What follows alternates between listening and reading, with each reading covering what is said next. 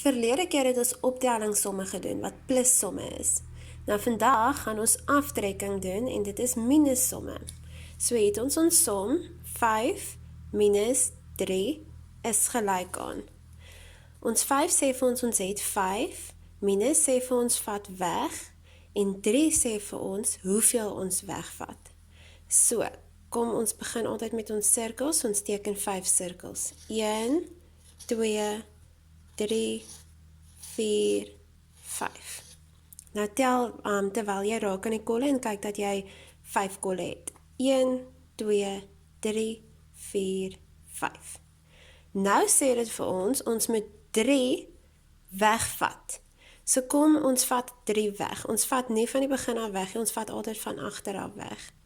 1, 2, 3. Nou is dit wat oorbly ons antwoord. So kom ons tel.